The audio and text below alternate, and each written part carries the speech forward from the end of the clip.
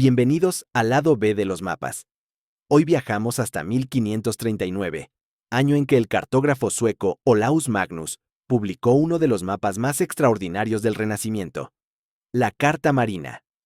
Con sus más de 1,20 m de largo y cerca de 2 metros de ancho, esta obra no solo representa la geografía del norte de Europa, sino también sus mitos, costumbres, riquezas naturales y criaturas sobrenaturales.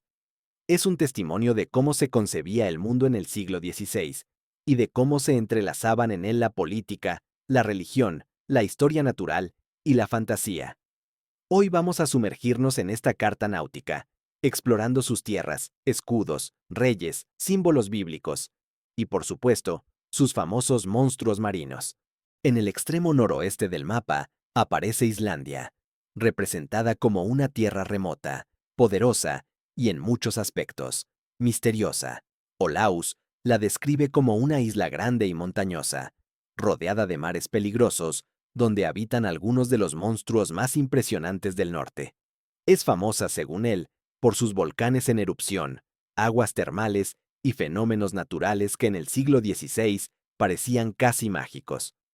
Uno de los aspectos que más sorprende a Olaus es el calor que brota del suelo. Habla de fuegos subterráneos que calientan ríos y lagos, creando vapor y géiseres.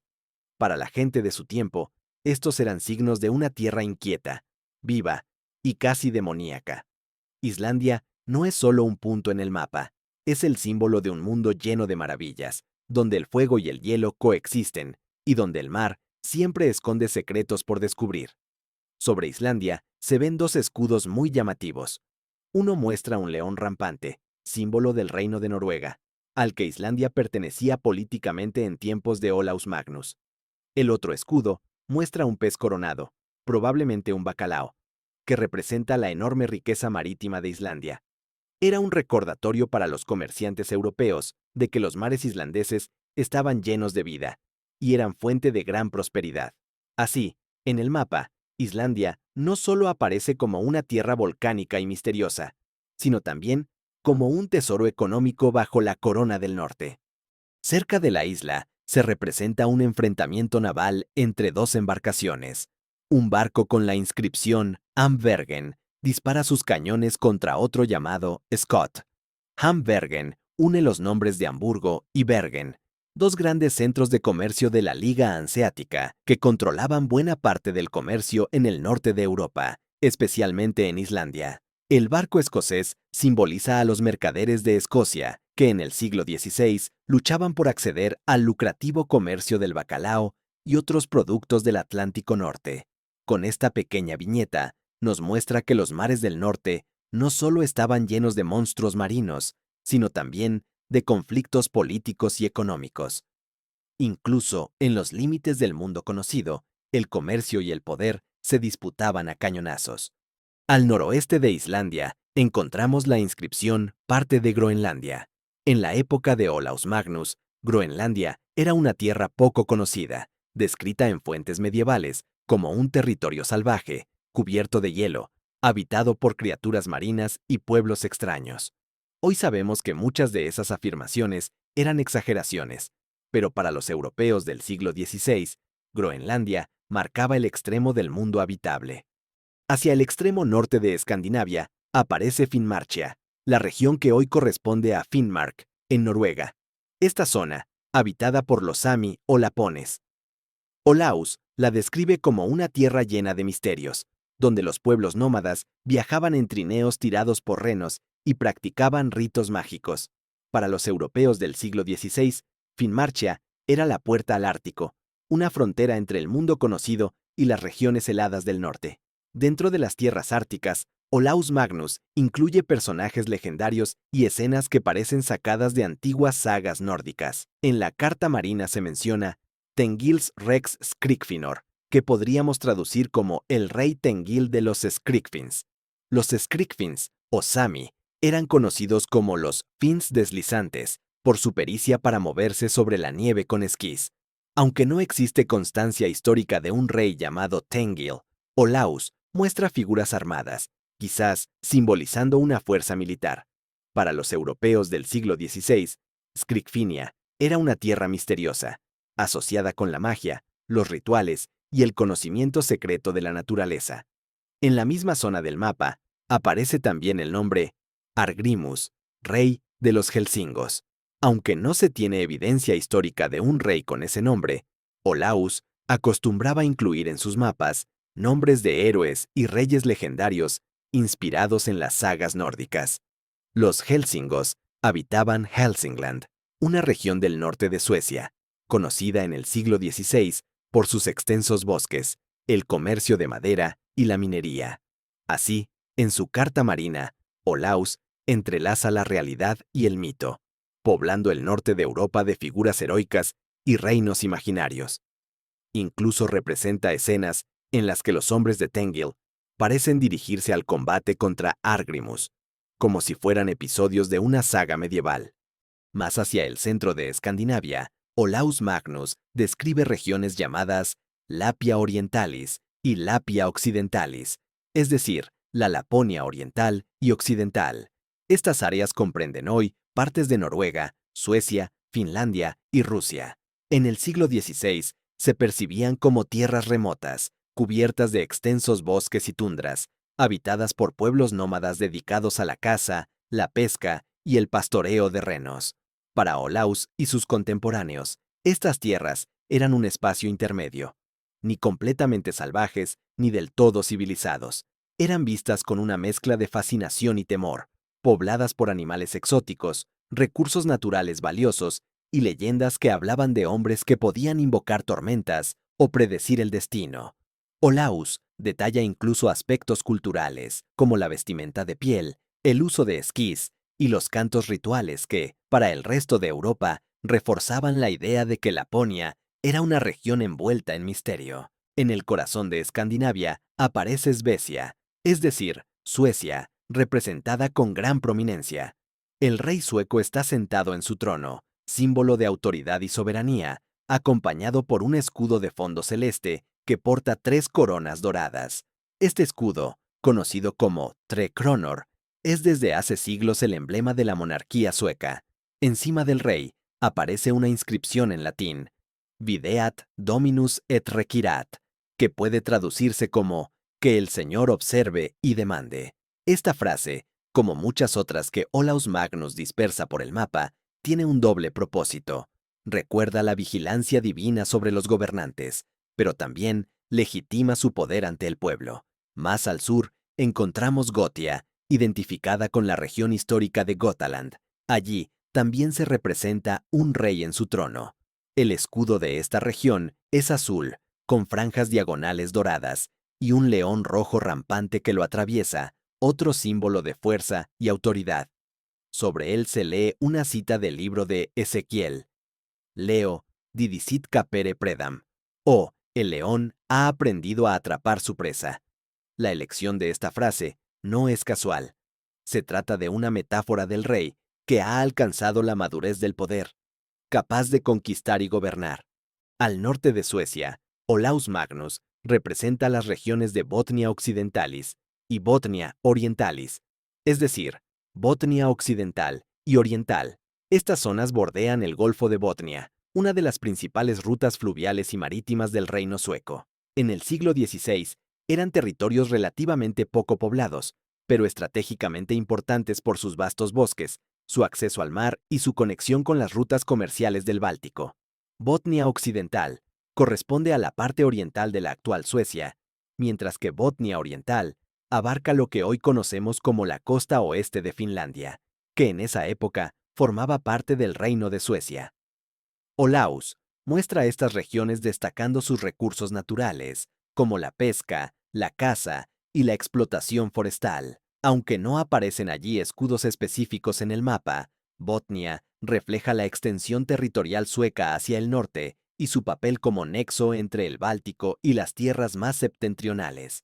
Aunque menos urbanizadas que otras áreas, estas regiones eran cruciales para la economía sueca y para las rutas que conectaban Suecia con el norte y el este de Europa. Al oeste de Suecia se extiende Norvegia, representada también con un rey en su trono y un escudo de fondo rojo con un león dorado rampante empuñando un hacha. Este símbolo Ha sido durante siglos uno de los emblemas más reconocibles de Noruega. El hacha, además de herramienta, representa el martirio de San Olaf, patrón del país. Sobre el trono del rey se inscribe una cita bíblica tomada del Apocalipsis: Nemo accipiat, coronam tuam, o que nadie tome tu corona. Esta frase puede interpretarse como una advertencia. La corona, símbolo de poder, debe ser defendida ante cualquier amenaza, incluso espiritual. Más al sur está Dania, es decir, Dinamarca. Allí, el rey danés aparece junto a un escudo de fondo rojo, decorado con 3 leones dorados pasantes. Aunque estos leones se han mantenido como parte de la heráldica danesa, en la edición del mapa de Olaus, sus rostros presentan una curiosa peculiaridad. Parecen tener caras humanas. Esta representación podría deberse a un detalle artístico o a una licencia interpretativa de los grabadores, pero añade un tono mitológico o incluso inquietante. Sobre el rey danés se lee la frase "Oportet justum et humanum esse", que puede traducirse como "es necesario ser justo y humano". Nuevamente, Olaus Magnus une en esta escena el poder político con un mensaje ético cristiano, marcando cómo debía comportarse un monarca virtuoso. Más hacia el este del mapa, Olaus Magnus coloca repetidamente el escudo sueco de las 3 coronas, incluso sobre territorios que nunca estuvieron completamente bajo dominio de Suecia. Este emblema real aparece sobre regiones como Viarmia, Carelia, zonas lacustres como el Lacus Albus, y también sobre una zona rotulada Lapa Vest, situada entre Carelia y Moscovia. Viarmia es el nombre medieval para las costas árticas de Rusia, alrededor del Mar Blanco, célebres en la Edad Media por el comercio de pieles, marfil y otros recursos naturales. Aunque Suecia nunca llegó a gobernar esas tierras, sus rutas comerciales sí se extendían hasta allí gracias a comerciantes y aventureros. Carelia es una región histórica que durante siglos fue disputada entre Suecia y Rusia. Rica en lagos, bosques y recursos naturales, era tanto una zona estratégica como un espacio de frontera cultural y religiosa. El Lacus Albus, literalmente Lago Blanco, se identifica probablemente con el actual Lago Beloye, en Rusia, famoso por su abundancia de peces y aves. Olaus lo describe en latín: Lacus albus in quo in numere, et diverse spes piscivm et avium, es decir, lago blanco, en el que se cuentan numerosas y variadas especies de peces y aves. En cuanto a Lapa Vest, aunque su ubicación exacta no está del todo clara, aparece situada entre Carelia y Moscovia. Podría hacer referencia a tierras habitadas por pueblos fineses o carelianos. La inclusión del escudo sueco en esta región refleja las aspiraciones políticas y comerciales del reino, y la visión de Olaus Magnus de un norte europeo interconectado por rutas comerciales y ambiciones territoriales. Entre las tierras escandinavas y británicas, el mapa de Olaus Magnus dedica especial atención a un conjunto de islas: Shetland, Orcadas y Feroe. En Shetland destaca una iglesia dedicada a San Magnus, probablemente ubicada en Tingwall, un lugar importante durante la Edad Media, conocido por ser sede de asambleas judiciales y políticas. En las Orcadas, las islas aparecen representadas con gran detalle. Llama la atención que Olaus nombra a la isla principal como Pomona, un término derivado de la diosa romana de la abundancia y la fruta, aunque los habitantes de las Orcadas nunca la llamaron así. Su nombre original era Hrossey, que en nórdico antiguo significa isla de los caballos. Con el tiempo, el término Pomona fue adoptado erróneamente por algunos cartógrafos y cronistas. En esta misma zona, Olaus ilustra una creencia muy difundida en la Edad Media sobre el origen de ciertas aves. En la esquina inferior derecha de las Orcadas, se observan 3 patos flotando en el agua, justo debajo de lo que parece ser una rama que cuelga sobre ellos, aludiendo al mítico árbol de los patos. Según esta leyenda, estos animales no nacían de huevos, sino que brotaban como frutos de un árbol. Si caían al suelo, se convertían en gansos o patos. Si lo hacían al mar, se transformaban en percebes. Esta creencia surgió por la similitud entre el aspecto de los percebes de ganso, fijos a maderas flotantes, con estructuras que recordaban picos y plumas, y las aves acuáticas. Como nadie en Europa había visto nacer a estos gansos migratorios, la conclusión lógica era que no se reproducían, sino que surgían del mar por medios milagrosos. Para los europeos del siglo XVI, esto no era un mito extraño, sino una explicación razonable en un mundo donde la línea entre naturaleza y maravilla era muy difusa. En otra escena fascinante, Olaus muestra una ballena varada en las Islas Feroe, mientras varios hombres la están descuartizando para aprovechar su carne. Junto a ellos se ve un hombre tocando una gaita. Esto refleja cómo la música tradicional formaba parte incluso de las faenas colectivas más duras. Hasta en medio del frío y el trabajo sangriento, el gaitero aportaba ritmo y ánimo, mostrando la vida cotidiana del norte en toda su crudeza y humanidad. Al suroeste del mapa, Olaus Magnus representa Anglie Pars, es decir, parte de Inglaterra. Allí aparece un rey sentado en su trono, que por la fecha del mapa corresponde probablemente a Enrique VIII. Junto a él se muestra un escudo dividido en 4 partes. 2 de los cuarteles exhiben 3 leones dorados sobre fondo rojo, el símbolo heráldico clásico de Inglaterra. Los otros 2 muestran 3 flores de lis doradas sobre azul, reflejando las antiguas pretensiones de los monarcas ingleses sobre el trono de Francia.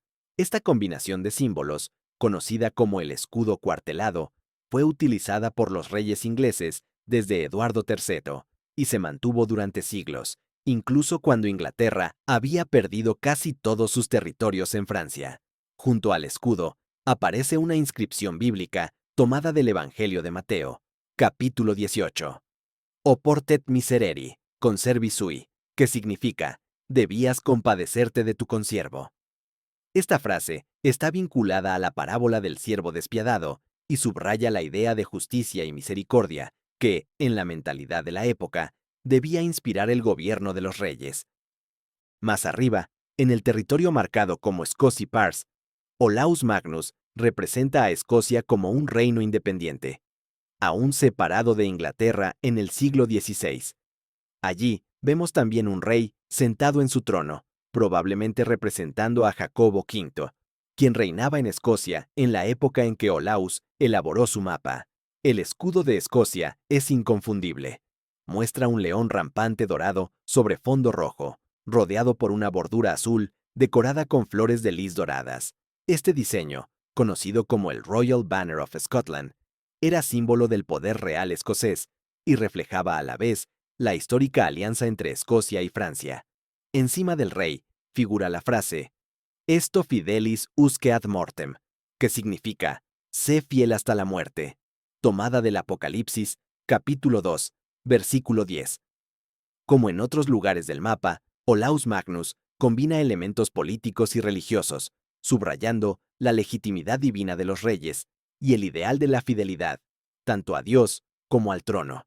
En la Carta Marina, Escocia aparece claramente diferenciada de Inglaterra, recordándonos que en la época todavía eran 2 reinos completamente independientes.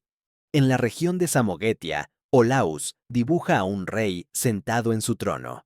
Se trata de Sigismundo I, el Viejo, rey de Polonia y gran duque de Lituania.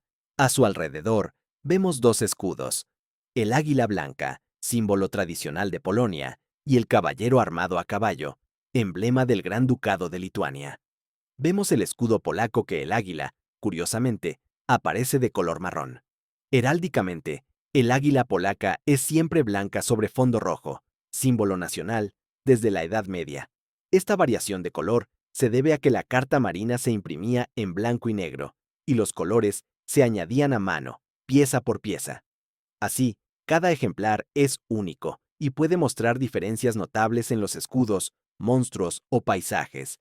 Estos detalles nos recuerdan que los mapas antiguos no son solo documentos geográficos, sino también obras de arte vivientes, sujetas a la mano y los gustos de los artistas de su tiempo. Sobre el rey, Olaus escribe en latín: «No hubo rey semejante a él». Con estas palabras, Olaus elogia a Sigismundo como un monarca excepcional, justo y devoto. Para él, La unión de Polonia y Lituania representaba un bastión de la fe católica en el norte de Europa, en contraste con los reinos que se habían pasado a la Reforma. Así, incluso en las regiones bálticas, la Carta Marina mezcla geografía, política y religión para transmitir su mensaje. En la Carta Marina aparece Rusia Regalis Nigra, es decir, la Rusia Real Negra. Esta denominación distingue el corazón de Rusia, gobernado por el Gran Príncipe de Moscú, del resto de regiones rusas, como Rusia Alba, conocida hoy como Bielorrusia. El término nigra, negro, no se refiere al color del país, sino que era habitual en la cartografía medieval para designar regiones misteriosas, cubiertas de densos bosques, o simplemente poco conocidas en Occidente. En tiempos de Olaus, Rusia estaba surgiendo como potencia bajo el reinado de Iván el Terrible, consolidando un nuevo poder en el este europeo. Así, incluso en nombres como Rusia Nigra, la Carta Marina refleja tanto el conocimiento geográfico de su tiempo como la fascinación europea por los territorios remotos. Más al este, la Carta Marina muestra Livonia Aquilonaris, o Livonia del Norte. En tiempos de Olaus Magnus, Livonia abarcaba las actuales Estonia y Letonia, controlada entonces por la Orden Livona, una rama de los caballeros teutónicos. Era una tierra codiciada, repleta de puertos, comercio báltico y recursos naturales, que pronto sería escenario de guerras entre Suecia, Polonia y Rusia. Olaus la divide en norte y sur, anticipando los conflictos que dividirían esta región en los siglos siguientes. Rusia Alba, es decir, Rusia Blanca, designa lo que hoy llamamos Bielorrusia, que en el siglo XVI formaba parte del Gran Ducado de Lituania. El término blanca no indica el color de su gente, sino que se usaba en la cartografía medieval para distinguir regiones culturales o políticas. Para Olaus, Rusia Alba formaba parte de un mosaico eslavo y báltico crucial en las rutas comerciales y en la política del norte de Europa. En la zona llamada Moscovy Pars, Olaus Magnus dibuja a un gran príncipe sentado, identificado como el Magnus Princeps Moscovitarum, es decir, el gran príncipe de Moscovia. Junto a él se representa un escudo con un arquero montado a caballo. Este caballero no lleva armadura metálica, sino una túnica y un gorro cónico, detalles que reflejan cómo los europeos veían a Moscovia como un lugar culturalmente distinto y oriental. Para Olaus y sus contemporáneos, Moscovia era un reino poderoso, pero también exótico y muchas veces temido, por sus extensos territorios, su ejército y su aislamiento respecto a Europa occidental. Entre las curiosidades más fascinantes de la Carta Marina está la llamada Insula Magnetum, o Isla de los Imanes. Olaus la dibujó en el extremo norte, cerca de lo que hoy sería el mar de Barents, frente a la actual región de Murmansk. En el siglo XVI existía la creencia de que allí había enormes montañas formadas de imán, tan poderosas que podían desviar las brújulas y atraer los clavos y herrajes de los barcos, provocando que se hundieran en el mar. Esta idea refleja el misterio y el temor con que se veían las regiones árticas en aquella época, donde lo desconocido podía convertirse en leyenda. Otro personaje destacado en el mapa es Starkaterus Pugil Sueticus, o Starkad, un héroe legendario de la mitología nórdica, famoso por su fuerza descomunal y sus hazañas, tanto como guerrero como poeta. En la Carta Marina, aparece representado en una zona que aclara: el reino de Suecia se extiende hasta aquí. Aunque en el mapa no se observan runas grabadas en su bastón, la figura de Starkad es un claro vínculo entre el pasado mitológico y la identidad cultural del norte. Curiosamente, aunque la ínsula Magnetum y Starkad comparten espacio en la misma carta, no aparecen juntos ni relacionados directamente. Son ejemplos perfectos de cómo Olaus entretejió geografía, leyenda y símbolos culturales para construir un retrato único del mundo nórdico. Otra joya de la Carta Marina es un pequeño cuadro que recoge una lista de las tribus originarias de Escandinavia, basándose en escritores antiguos como Jordanes, Paulus Diaconus, Plinio o Tácito. Allí figuran nombres como los suejans, antecesores de los suecos, los Skrerefenae, identificados por muchos con el pueblo sami o laponios, y los gauts, relacionados con la región de Götaland, en Suecia. Con esta tabla, Olaus Magnus buscaba mostrar que Escandinavia no era una tierra aislada, sino una región con historia profunda y raíces que se remontaban a las crónicas clásicas. Era también una manera de dar prestigio y legitimidad a su mapa, conectando el presente de su tiempo con un pasado venerable. Hoy, gracias a ese pequeño cuadro, sabemos cómo los eruditos del siglo XVI interpretaban las antiguas referencias a los pueblos del norte y cómo construían su identidad histórica y cultural. La Carta Marina de Olaus Magnus no es solo un mapa, es una mirada profunda a cómo los europeos del siglo XVI imaginaban el mundo. Un territorio extenso, lleno de pueblos, mitos, símbolos religiosos, costumbres, conflictos y maravillas. Olaus no se limitó a representar lo conocido. Llenó los vacíos con historias, citas bíblicas, figuras heroicas y leyendas que llevaban siglos circulando en la tradición escandinava. Cada rincón de esta carta encierra un mensaje, una advertencia o una enseñanza, desde los reyes sentados en sus tronos hasta las frases sagradas escritas sobre ellos, desde las iglesias remotas hasta los confines del mundo, donde los pueblos antiguos, los sabios clásicos y la imaginación renacentista se entrelazan. Pero aún no hemos terminado, porque si la tierra en esta carta está viva, los mares lo están aún más. En la segunda parte de este recorrido, vamos a sumergirnos en las profundidades de la Carta Marina para explorar a fondo sus monstruos marinos, criaturas fascinantes que encarnan el miedo, la fantasía y la maravilla de una época que aún no conocía los límites del océano. Si te gustó este viaje por el mapa, te invito a darle like, compartirlo con quienes aman la historia y los mapas antiguos, y suscribirte al canal para no perderte la próxima entrega. Gracias por acompañarme en este recorrido. Nos vemos en el próximo video.